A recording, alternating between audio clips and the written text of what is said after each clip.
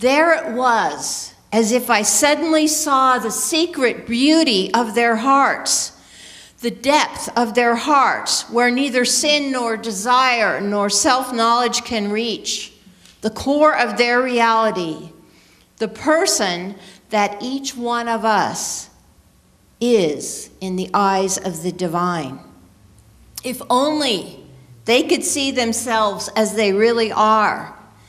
If only they could see each other that way all the time, then there would be no more war, no more hatred, no more cruelty, and no more greed.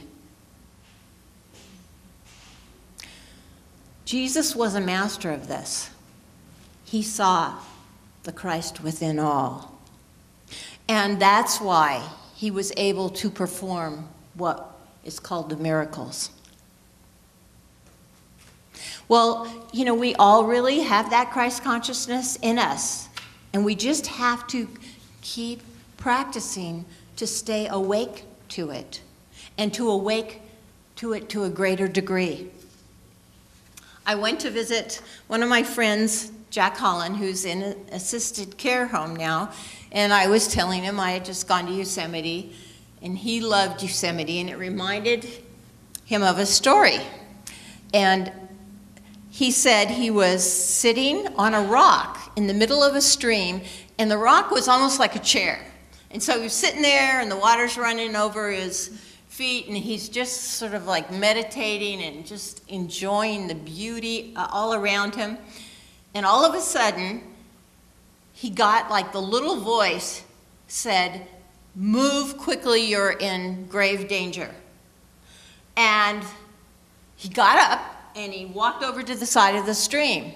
And he said, like about 20 seconds later, a mother bear and 3 cubs crossed the stream, and the mother bear walked right where that rock was. And if she had seen him, because he was kind of behind the rock, as she walked over, probably would have ripped him to shreds because he might have hurt her babies. But it's that staying prayed up. One time he talked about he was in this horrid traffic in the LA area, and he kept getting this message in his head to move, to change lanes. And it's like, how can you change lanes? There's no room. But there was a truck in front of him that had a desk on the back. And he just thought, okay. So he managed to finally change lanes, and he said like about 10 seconds later, the desk fell off the truck and caused an accident. And so, those are just examples. We all can do it. Just stay tuned in to the truth of who we are and to the oneness. And then all the information we need is there. When we had the book signing for my son, he had written a book, as some of you know, about my dad in World War II and how he was a hero and all these exciting adventures. Well, there was one adventure that wasn't so glamorous, but it reminds me of the same thing of staying tuned in. He was sitting on a sidewalk in one of the towns. He was mapping out the next campaign, and he said all of a sudden he got this feeling that he should move. And he moved, and then this huge flower pot crashed and would have smashed his head, and what a way to go in the war, not glamorous at all. But it's interesting how, the more we stay tuned, then it's like we stay in alignment with the perfection and the good that we are supposed to be living.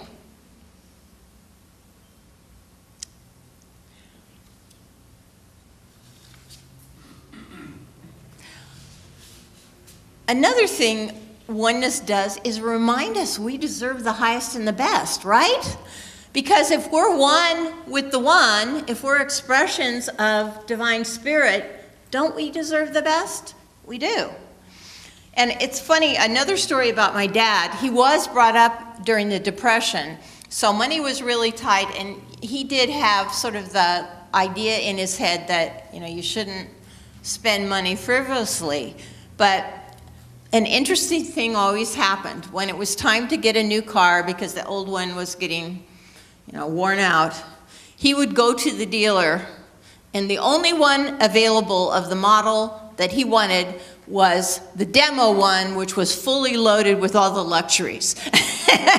And otherwise, you know, he couldn't have justified that he could get that one. But it's funny, as we open more and more to knowing the truth and that we deserve, just like everybody deserves our good, it comes to us in ways we wouldn't imagine. One more little story about Yosemite. At breakfast and dinner, you can eat dinner it's like a tent cafeteria kind of, but you sit at tables with people from all over the world. And I was sitting at a table, and there was a couple who were newly in love. It was obvious. Now, I haven't, you know, really been around somebody, a couple brand new in love lately. And it was beautiful to watch, because you could see that they truly saw the Christ in each other, the beauty of each other, and just the way they'd look at each other. And I asked the woman where they were staying, and they weren't staying in the high country where I was. They'd just driven there for the day, but they were staying back in the valley, and she said at the Ahwahnee. Well, the Ahwahnee is the supreme place to stay, very expensive and very beautiful. But the way she said it, it was so beautiful. It was like, he loves me so much that he's given me this gift, and I deserve it. And it wasn't like, you know, in a conceited way or anything. It was just this beauty. And I thought, you know, we can all be there. We don't have to be brand new in love with somebody all the time, but to really just look and see the beauty in each other and know we have it too. And then everything changes. I mean, there was such a beauty at that table. So there's no reason that we cannot all stay in our high consciousness, that we cannot awaken to a greater and greater degree every day to the truth of who we are. It's like a treasure waiting for us, that truth of who we are. So think about it. What are you going to do this week to awaken to a greater degree to your beautiful self? Thank you.